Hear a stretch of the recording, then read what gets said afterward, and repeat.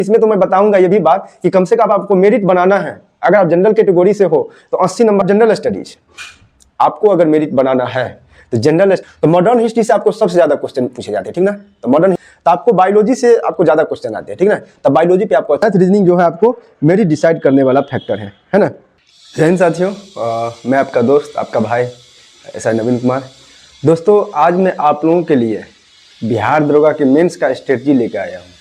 यानी कि ये स्ट्रेटजी है, ये प्लान है 75 डेज का।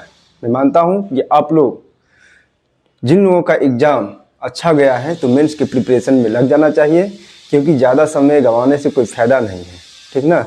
और आप लोगों का रिजल्ट ये भी उम्मीद है कि फरवरी में आपको दिया जा सकता है रिजल्ट, तो आप लोग बेफिक्र रहेंगे।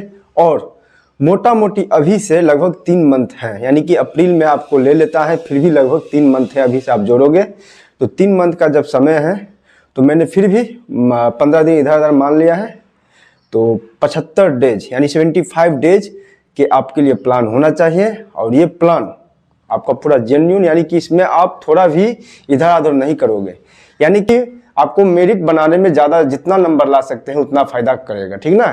तो चलिए मैं आपको बताना चाहता हूँ, कुछ मैंने लिखा है मेंस के लिए स्ट्रेटजी, और ये समय को पूरी तरह से यूटिलाइज करने पड़ेगा।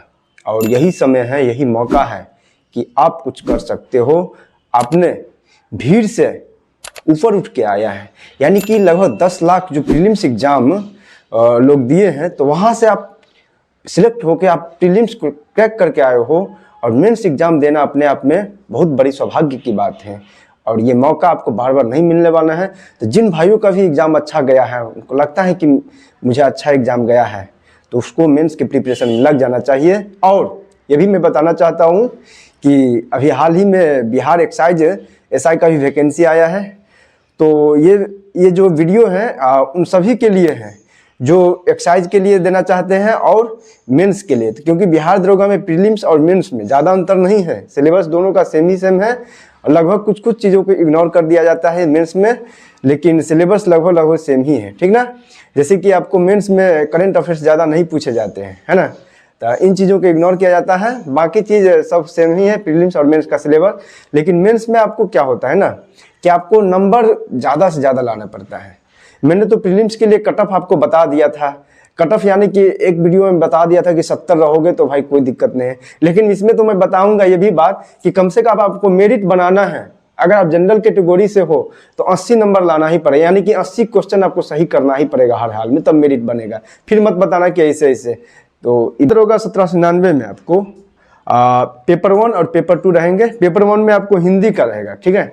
हिंदी आपको 100 क्वेश्चन उसमें पूछे जाते हैं, और हिंदी जो है आपको क्वालिफाइंग नेचर का होता है, यानी कि इसमें आपको सिर्फ क्वालिफाई करना होता है कैसे भी करके, है ना। और आप फेल नहीं करोगे, फेल करोगे तब इधर बनाओगे कोई उसको छुएगा भी नहीं, ठीक ना, इस कॉपी को। तो इसलिए हिंदी में आपको पास करना जरूरी होता है। तो आपको क्या करना है, सिर्फ इसमें आपको 200 मार्क्स रहेंगे, 100 क्वेश्चन और 120 मिनट का रहता है। तो इसके लिए आपको क्या करना होगा, डेली 10 मिनट आप दीजिए, ठीक ना। 10 मिनट में आप हिंदी कैसे पढ़ोगे भाई, तो मैं बता देता हूँ कि हिंदी के लिए एक किताब आता है आदित्य पब्लिकेशन का, बहुत अच्छा किताब है, ब्रांडेड है, तो उसको आप डेली 10 मिनट देखिए। और लुसेंट का भी आता है, तो आदित्य या लुसेंट में से आप डेली 10 मिनट देखिए। क्या करेंगे आप, तो 10 मिनट में क्या कर सकते हो भाई, तो 10 मिनट में आप क्या करोगे, जैसे मुहावरा पढ़ रहे हैं तो मुहावरा 10 मिनट में जितना पढ़ सकते हैं उतना पढ़ लो, ठीक है। जैसे कि विलोम शब्द पढ़ रहे हैं तो 10 मिनट में आप जितना पढ़ सकते हो पढ़ो, फिर अगले दिन उसके बाद, यानी कि 10 मिनट का आपको डोज देना है, आपको क्वालिफाइंग करना है ना, इसीलिए। और वैसे भी कोई खास बारी नहीं पूछे जाते, 10th स्टैंडर्ड का आपको हिंदी पूछा जाता है, ठीक है। पेपर 2 है आप जनरल स्टडीज। आपको अगर मेरिट बनाना है तो जनरल स्टडी में आपको किसी भी सूरत में मास्टरी हासिल करना ही पड़ेगा, यानी कि ज़्यादा से ज़्यादा नंबर लाना ही पड़ेगा। अगर आपका जनरल स्टडीज ठीक है तो मेरिट से आपको कोई रोक नहीं पाएगा, ठीक ना। और ये आपका रणनीति अच्छा होना चाहिए। आपने प्रीलिम्स क्रैक किया है तभी तो मेंस में आप आए हो, तो मुझे उम्मीद है कि आप लोगों का लगभग सिलेबस कंप्लीट होगा। लेकिन इसमें भी सिलेबस कंप्लीट है, लेकिन फिर भी क्या पढ़ना है और कैसे पढ़ना है ये बहुत मायने रखता है। तो मैं बताता हूँ पहले बेसिक चीज़ें कि क्या क्या इसमें पूछे जाते हैं पेपर 2 में, और वो भी जनरल स्टडी है। तो इसमें भी 100 क्वेश्चन होते हैं, 200 मार्क्स होते हैं, ठीक है ना। 200 मार्क्स में आपको टारगेट लाना है कि 80 प्लस, और ज़्यादा से ज़्यादा आप जितना ला पाओगे उतना फायदा करेगा, ठीक ना। मैं बता ही दिया हूँ, आपको यही मेरिट डिसाइड करेंगे। तो इसमें आपको हिस्ट्री से क्वेश्चन रहते हैं, ठीक है। हिस्ट्री आपको पूछते हैं। हिस्ट्री में आपको 3 सेक्शन होते हैं, एंशिएंट हिस्ट्री होते हैं, मॉडर्न मिडिएवल हिस्ट्री होते हैं और मॉडर्न हिस्ट्री होते हैं, है ना। तो आपको मॉडर्न हिस्ट्री से ज़्यादा क्वेश्चन आते हैं। आपको हिस्ट्री में वैसे भी 20 से 22 क्वेश्चन आने की संभावना रहती है। और ये जो मैं आपको बता रहा हूँ, एनालाइजिंग कर रहा हूँ, 2213 एग्जाम और 1275 के आधार पे मैं बता रहा हूँ कि इतना क्वेश्चन पूछे जाने की संभावना आपकी बनी रहेगी, उसी आधार पे मैं बता रहा हूँ, है ना। तो आपको हिस्ट्री में 20 से 22 क्वेश्चन अगर पूछे जाते हैं तो मॉडर्न हिस्ट्री से आपको सबसे ज़्यादा क्वेश्चन पूछे जाते हैं, ठीक ना। तो मॉडर्न हिस्ट्री का आप अच्छे से देखेंगे, यानी कि उस पर फोकस करेंगे, है ना। फिर है साइंस। साइंस में भी भाई 20 से 25 क्वेश्चन आ सकते हैं, कम से कम 15 क्वेश्चन। तो ये मत बताना कि सर 25 क्वेश्चन नहीं आए, मैं बता रहा हूँ कि 20 से 25 आने की संभावना है, कम से कम 15 क्वेश्चन। तो इसमें आपको साइंस में भी 3 खंड होते हैं, फिजिक्स होता है, केमिस्ट्री होता है, बायोलॉजी होता है। तो आपको बायोलॉजी से आपको ज़्यादा क्वेश्चन आते हैं, ठीक ना। तब बायोलॉजी पे आपको अच्छे से फोकस करना है, पकड़ बनाना है। वैसे भी आप लोग देखे हैं प्रीलिम्स का एग्जाम जो हुआ है तो उसमें थोड़ा सा साइंस फंसाया गया है, साइंस में टफ क्वेश्चन आया, यानी कि फर्स्ट सिटिंग जो 18 जनवरी का हुआ है तो उसमें एसर्शन रीजन वाला क्वेश्चन, कुट वाला क्वेश्चन, ये सब आए हैं। तो आपको थोड़ा सा डिस्क्रिप्टिव के रूप में पढ़ना पड़ेगा, सब्जेक्टिव अच्छे से पढ़ना पड़ेगा। ये नहीं कि आप पहले ज़माना था कि 1 लाइनर दरोगा में पढ़ लेते तो हो जाता था, पीटी मेन सब हो जाता था, लेकिन अब समय बदल गया है, आयोग भी अब बदल रहा है पैटर्न। अच्छे से थोड़ा साइंस पे फोकस कीजिएगा। और इसमें बायोलॉजी 8 से 10 क्वेश्चन आ सकते हैं। फिर ज्योग्राफी से, ज्योग्राफी में आपको क्या पूछते हैं भाई, तो ज्योग्राफी में आपको इंडियन ज्योग्राफी सबसे ज़्यादा आते हैं, है ना। यानी कि इंडियन ज्योग्राफी में आपको लगभग ज्योग्राफी में आपको टोटल 15 से 18 क्वेश्चन अगर आने की संभावना रहती है तो आपको इंडियन ज्योग्राफी में ही लगभग 15 क्वेश्चन, वर्ल्ड ज्योग्राफी में 2 से 3 क्वेश्चन आ जाएंगे। तो वर्ल्ड ज्योग्राफी को अगर आप इग्नोर भी कर दोगे तो उतना फर्क आपको नहीं पड़ने वाला, लेकिन 2 से 3 क्वेश्चन आप नहीं भी पढ़ोगे तो काम चल जाएगा। फिर पॉलिटी है। पॉलिटी में आपको 8 से 10 क्वेश्चन आने की संभावना बनी रहती है और उसको भी आप पढ़ेंगे। फिर है इन्वायरमेंट एंड इकोलॉजी, यहाँ से भी आपको 5 से 6 क्वेश्चन आते हैं। तो इसको भी इग्नोर नहीं कीजिएगा क्योंकि मेंस में एक एक नंबर आपको बहुत मायने रखता है ना। फिर है इकोनॉमिक्स, इसमें 3 से 5 क्वेश्चन, यानी कि इकोनॉमिक्स खंड को भी आप इग्नोर कर सकते हैं, मायने नहीं हो सकता है, कभी कभी पूछता भी नहीं है उतना। तो इकोनॉमिक्स भी उतना मेंस के लिए इम्पोर्टेंट नहीं है। आज जो दोस्तों मैं जो ये बता रहा हूँ 2213 और 1275 के आधार पे पूछे गए क्वेश्चन के आधार पे मैं बता रहा हूँ, तो ये मत बताना। और ये भी मैं बताना चाहता हूँ कि मैंने खुद बिहार दरोगा में 2 बार मैं मेरिट तक पहुँचा हूँ। एक बार मेरिट में छट गया था लास्ट टाइम में, यानी 2446 में मेरिट में नहीं बना था मेरा। अब 2213 में मेरा फाइनल सिलेक्शन हुआ था, ठीक है। उसमें मैं बताना चाहता हूँ कि आपको किसी भी सूरत में इसमें 80+ नंबर लाना ही पड़ेगा, बार बार ये बता रहा हूँ। फिर दोस्तों हाल फिलहाल में जो एग्ज़ाम हुए हैं बिहार एसआई मेंस का, यानी 2213 के बाद हुए हैं, उसमें 64 एक्साइज वाला हुआ है और उसके बाद हुआ है 1275 वाला, ठीक है। तो इसमें क्या हुआ है, मैथ रीजनिंग का कहीं ना कहीं रोल बढ़ा दिया गया है। यानी कि 2213 में जहाँ तक 10 क्वेश्चन आया था मैथ रीजनिंग का, और वही आपको एक्साइज एसआई 64 वाला 64 सीट में जो आया था, तो उसमें जो मेंस हुआ था लगभग 17 क्वेश्चन पूछे गए थे। लेकिन वही है आपको 1275 में 20 से 25 क्वेश्चन आया है मैथ रीजनिंग का। तो आप ये बताओगे कि मैथ रीजनिंग यहाँ पूरा गेम पलटने वाला है। यानी कि आपको अगर मेरिट बनाना है तो मैथ रीजनिंग को किसी भी सूरत में आप इग्नोर नहीं करोगे, यानी कि पूरा गेम ही पलट जाएगा। जिसका मैथ रीजनिंग कमजोर है तो आपको हताश नहीं होना है, क्योंकि उतना भी यहाँ पे 30 मार्क्स खान वाले मैथ नहीं पूछे जाते हैं मेरे भाई। यहाँ पे आपको नॉर्मल यानी बेसिक मैथ और रीजनिंग पूछे जाते हैं। तो इसके लिए हम क्या करेंगे, इसका भी रणनीति होना चाहिए ना। तो डेली आपको क्या करना है, 1.5 घंटा मैथ के लिए दीजिए। और ये मैंने बनाया हूँ आपको, ये टेलीग्राम चैनल पे आपको मिल जाएगा, ये पूरा सिलेबस है, ठीक है। स्क्रीन पे मैं आपको दे भी दूंगा, स्क्रीनशॉट भी ले सकते हो। तो मैंने बताया कि आपको मैथ रीजनिंग में भी आपको नंबर आपको लाना ही पड़ेगा। 20 से 25 क्वेश्चन की बात है यार, 20 से 25 क्वेश्चन यहाँ से आपको सही करना पड़ेगा। यानी मैथ रीजनिंग ऐसा सब्जेक्ट है जिसमें आप पूरा की पूरा नंबर ला सकते हैं। इसमें आप ये नहीं कर सकते हैं कि आपको नहीं हुआ, ठीक है। तो इग्नोर आप बिल्कुल भी नहीं कीजिएगा। कैसे करना है तो मैंने बता दिया कि 1.5 घंटा आपको पर डे मैथ बनाना है, और आपको आधा घंटा अगर रीजनिंग आप देखते हैं तो आपका काम बन जाएगा, है ना। और उसके बाद आपको क्या करना चाहिए, मैथ रीजनिंग में और भी कुछ देखना है आपको अर्थमेटिक पे आपको ज़्यादा, कि अर्थमेटिक में से ही आपको क्वेश्चन आते हैं, है ना। अर्थमेटिक में वो क्या देखना चाहिए, मेरे ख्याल से आपको परसेंटेज देखना चाहिए, प्रॉफिट लॉस देखना चाहिए, डिस्काउंट देखना चाहिए, टाइम एंड वर्क देखना चाहिए, टाइम एंड डिस्टेंस देखना चाहिए। ये सब इंपॉर्टेंट। एडवांस मैथ के चक्कर में नहीं रहोगे, क्योंकि बिहार की कोई भी एग्जाम होते हैं तो एडवांस मैथ का रोल उतना नहीं होता है। ये समझ रहे हैं ना आप लोग। तो मैं जो आपको बता रहा हूँ आप उस पर अच्छे से ध्यान दोगे। और मैथ रीजनिंग जो है आपको मेरिट डिसाइड करने वाला फैक्टर है ना।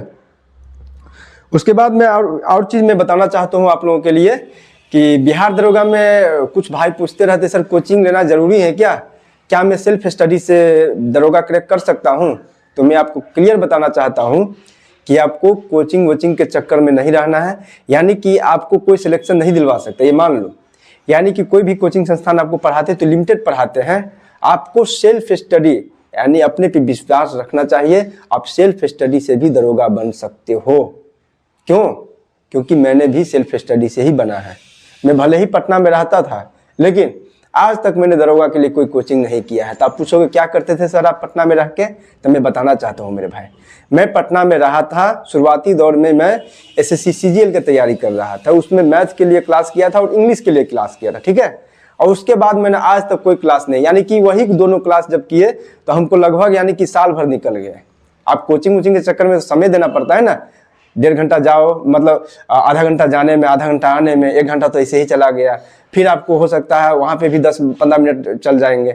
यानी कि एक कोचिंग जाओगे तो आपको कम से कम मिनिमम 2 घंटा आपको जाएंगे। अगर 2 क्लास ले रहे हो तो आपको कम से कम 4 से 5 घंटा समय आपके पास बहुत ही कम बच जाते हैं। इसलिए मैं बताता हूँ कि आपको बिहार दरोगा के लिए कोचिंग वोचिंग का जरूरत नहीं पड़ता है।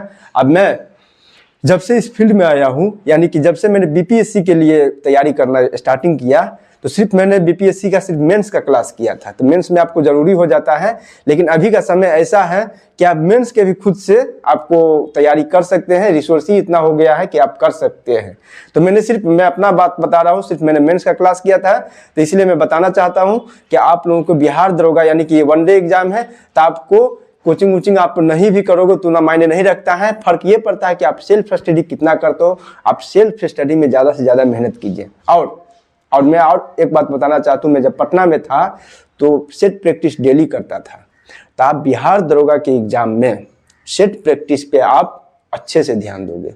यानी कि आपको डेली सेट मारना है। अगर आप चाहते हो तो डेली मारो, डेली मारोगे तो और बढ़िया है। यानी कि अभी 75 डेज का मैंने टारगेट जब रखा है, तो 75 डेज में कम से कम भाई 60-65 से क्या हम सेट मारेंगे। मैंने तो 100 सेट मार लिया था। बताओ भाई कैसे मारे थे। मैं तो डेली 2-2 मार लेता था दोस्तों के साथ ग्रुपिंग में। तो आपको इतना तो करना ही पड़ेगा ना। आपको सिलेक्शन डबल स्टार लेना है तो समय तो देना पड़ेगा। वो भी कहाँ ज़्यादा दिन मैंने मांग रहा हूँ, 75 डेज ओनली। तो आप सेट प्रैक्टिस करोगे तो आपको बहुत ही फायदा होगा। और सेट प्रैक्टिस में आपको क्या करना है, कोशिश कीजिएगा। अगर आप पटना में रहते हो तो पटना में होता क्या है ना कि ग्रुपिंग यहाँ बहुत चलता है। आप साइंस कॉलेज जाओ, मोइनुल हक स्टेडियम के पास गोलंबर पे जाओ, आप कहीं भी जाओगे तो आपको मिल जाएंगे। तो वहाँ पे आप कर सकते हो। पटना कॉलेज में भी चलता होगा, हो सकता है, आप लोग देख लीजिएगा। और अगर नहीं कोई मिल रहा है तो अपने जहाँ आप रहते हो तो दोस्त के साथ मार लीजिए। 2-3-4 लड़का मिलके आप सेट प्रैक्टिस डेली कीजिए और उसको डिस्कशन जरूर कीजिए। आप सेट जो मारते हो तो उसको डिस्कशन जरूर कीजिए। मैं इस बात पे हमेशा जोर देना चाहता हूँ कि आप डिस्कशन करोगे तो याद हो जाता है। और हो सकता है कि एग्जाम में वही क्वेश्चन आ जाए, उसी टॉपिक से आ जाए, तो आप क्लिक कर दोगे, है ना। आपको गलती नहीं होगा।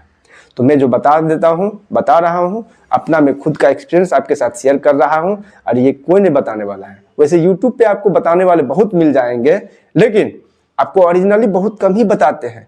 जो सिलेक्टेड है वो तो बता ही देते हैं। वो चाहते हैं कि अपना हम 100% दें, वो भी चाहते हैं, है ना। लेकिन YouTube पे ऐसे भी आपको मिल जाएंगे लोग भरमाने, बहुत मतलब भरमाएंगे कि ये करो और आपको सजेशन ही देंगे, स्ट्रेटजी देंगे कि ये कीजिए। देखिएगा अभी YouTube पे ऐसा समय आ गया है कि कोर्स ही लॉन्च होगा खाली दरोगा मेंस के लिए। देखिएगा बहुत सारा कोर्स लॉन्च होगा। तो इस सब के चक्कर में आपको नहीं पढ़ना है भाई। कोर्स वैसे लोग लॉन्च करते हैं अधिकतर जो खुद ही आज तक कोई एग्जाम ही नहीं क्रैक किया हो, तो वो आपको क्या बताएंगे। मैं जो बता रहा हूँ उस पर आप बिलीव कीजिए और आपका सिलेक्शन होगा।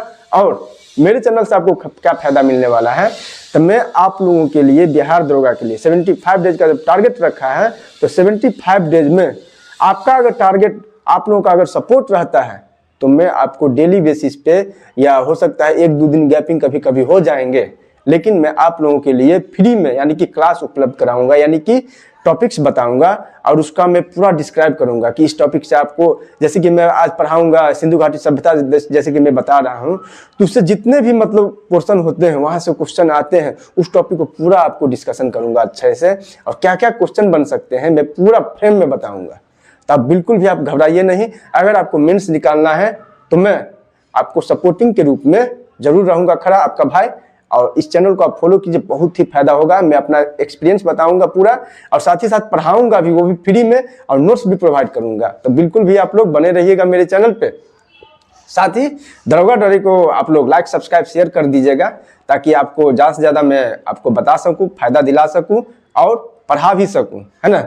तो इसी के साथ मैं ये भी बताना चाहता हूं कि जो मैंने ऐसा बिहार दरोगा 1799 के मेंस की स्ट्रेटजी बताया हूं, तो उस पर आप काम कीजिए। उतना दिन में 75 डेज में आपको बहुत ही फायदा मिलने वाला है, और मैंने जो बताया है उस पर आप लोग अमल कीजिएगा, ठीक ना। इसी के साथ अगर ये वीडियो अच्छा लगता है तो मेरे चैनल को लाइक, सब्सक्राइब, शेयर जरूर कीजिएगा। धन्यवाद।